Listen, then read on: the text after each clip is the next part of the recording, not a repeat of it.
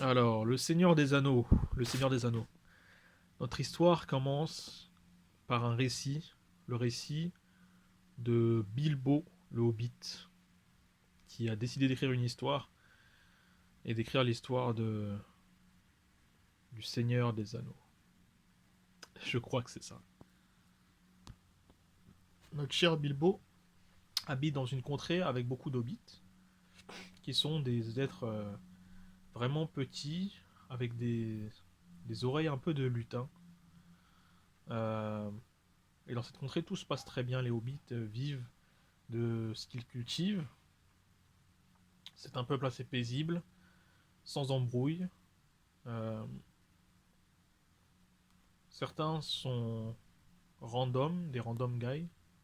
D'autres sont un peu plus réfléchis. Mais voilà, tout se passe pour le mieux chez les hobbits.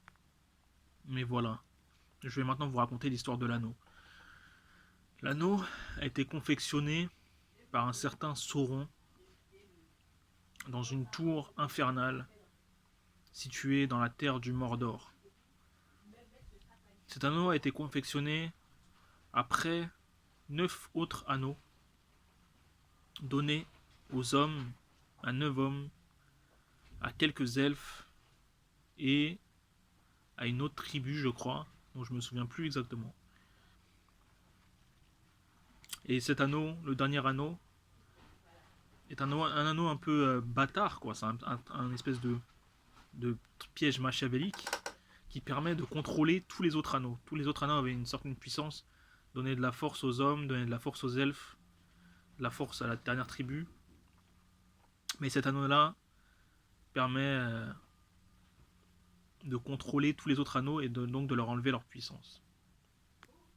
Ce fameux anneau sera perdu malheureusement lors d'une bataille par Sauron, par un certain chevalier qui va lui couper la main durant le combat et ainsi pouvoir récupérer cet anneau et enlever la puissance aux forces du Mordor. Cet anneau, ce chevalier va se faire un peu piéger par par quoi exactement? Par l'anneau même. L'anneau même va le piéger, il va l'entraîner dans une forêt.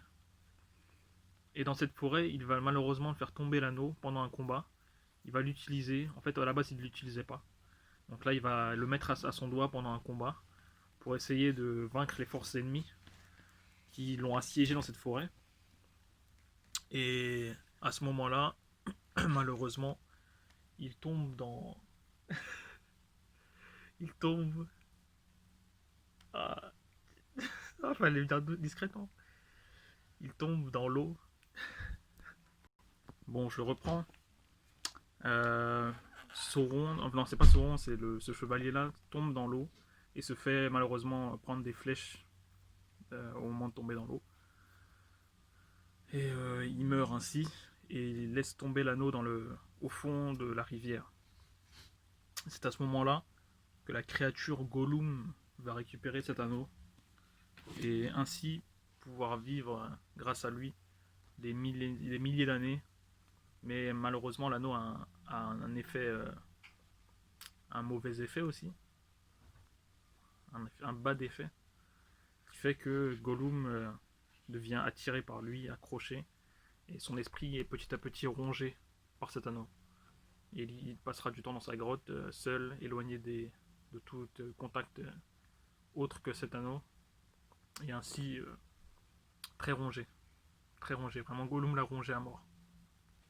Et ensuite, Bilbo, le fameux Bilbo, va tomber par hasard sur cette caverne où vit Gollum. Et à un moment où Gollum était en perte d'attention, n'avait pas fait gaffe exactement à ce qui se passait autour de lui, Bilbo va pouvoir récupérer cet anneau qui était laissé de côté, qui a été laissé de côté par Gollum pendant un court instant, et ainsi voler le bien de la créature, car Gollum est une créature pas maléfique, mais une créature sinistre, et ainsi récupérer le pouvoir de cet anneau. Bilbo, le Hobbit, bien entendu.